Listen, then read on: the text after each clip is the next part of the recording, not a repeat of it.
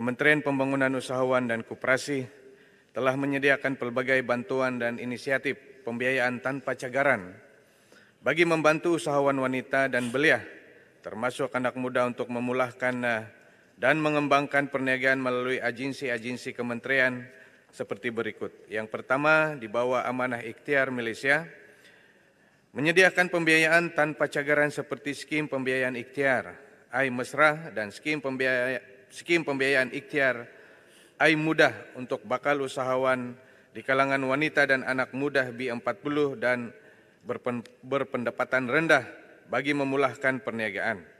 Nilai pembiayaan skim iMesra adalah di antara RM5.000 hingga RM10.000 dan pembiayaan bagi skim iMudah pula ialah di antara RM3.000 hingga RM30.000.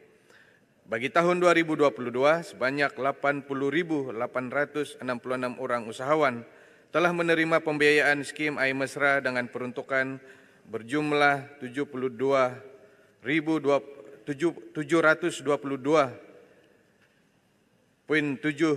juta ringgit dan sebanyak 97.229 orang usahawan menerima pembiayaan di bawah skim iMudah melibatkan peruntukan berjumlah 667.71 juta ringgit. Yang kedua, di bawah Bank Rakyat, program untuk membantu usahawan wanita tanpa melibatkan cagaran melalui program Biz Lady. Antara ciri produk pembiayaan bagi usahawan mikro ialah pembiayaan RM50.000 untuk tempoh sehingga 5 tahun. Bagi usahawan PKS pula, pembiayaan sehingga RM1 juta disediakan untuk tempoh sehingga 7 tahun. Bagi tahun 2022, sebanyak 1.452 usahawan wanita telah menerima pembiayaan Biz Lady melibatkan peruntukan berjumlah RM63.21 juta. Bank Rakyat juga menyediakan program pembiayaan kepada graduan melalui Graduate Mentoring Program. Program ini dilaksanakan dengan kerjasama Universiti Teknologi Mara, merangkumi proses latihan dan bimbingan di antara 3 hingga 6 bulan, serta package pembiayaan sebanyak RM100.000 bagi peserta program yang telah berjaya menamatkan latihan. Sebanyak 2.236 orang graduan UiTM termasuk 1.755 orang wanita telah mengikuti penerangan dan taklimat berkaitan program ini pada tahun 2022.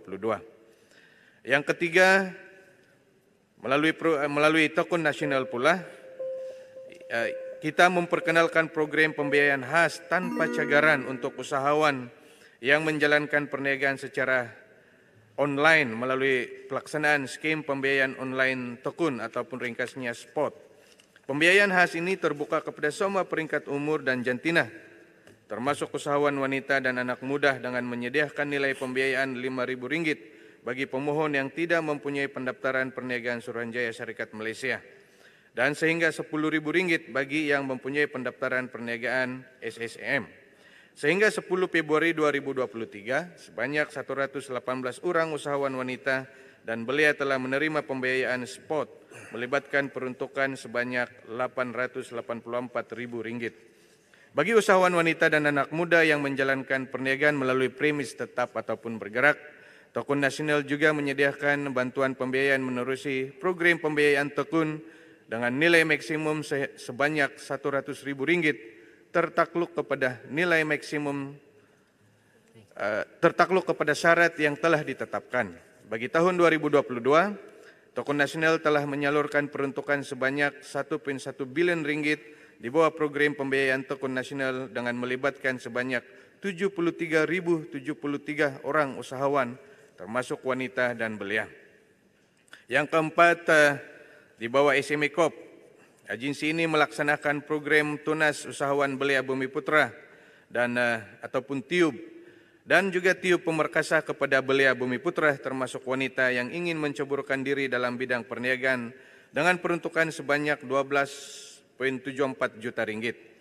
Seramai 915 belia telah menyertai program tersebut dan 436 orang daripadanya adalah belia wanita.